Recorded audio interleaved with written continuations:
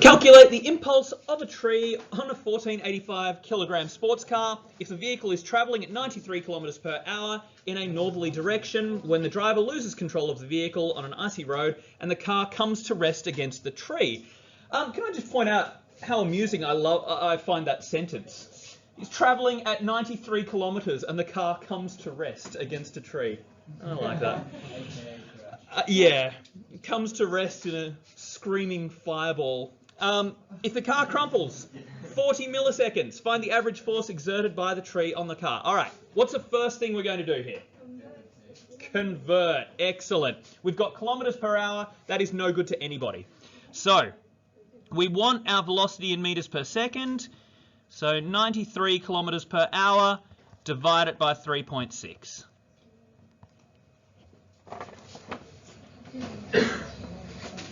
Anyone can do that quickly while I'm looking for my calculator? It'd be much appreciated. Yeah.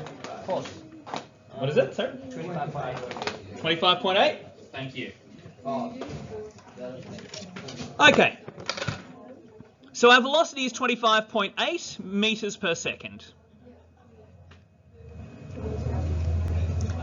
All right. So we want the average force. So going back to the previous slide, we've got this force times delta time is equal to our change in momentum. Oops, mg, mv. Okay. So force, what's our change in time? 40 milliseconds. It takes 40 milliseconds to stop. So 0.04 seconds is 40 milliseconds. Our change in momentum. So our mass is, that's not going to change. It may compress horribly, but it's not going to change. Our velocity is what's going to change. So we start traveling at 25.8 meters per second. What's our final velocity? Zero. So our velocity has changed by 25.8 meters per second.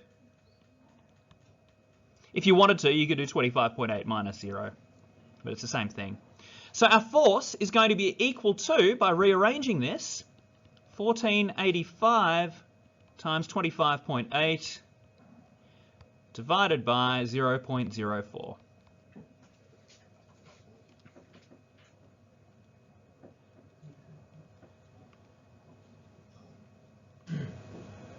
So I get 958 kilonewtons. Yes? In the equation, it said delta MV. Should it be delta V at the time? It should be m delta v, yeah. Yeah, you're right. In the equation on the previous slide, delta mv is a little bit misleading because the mass doesn't usually change. So it should probably be m delta v.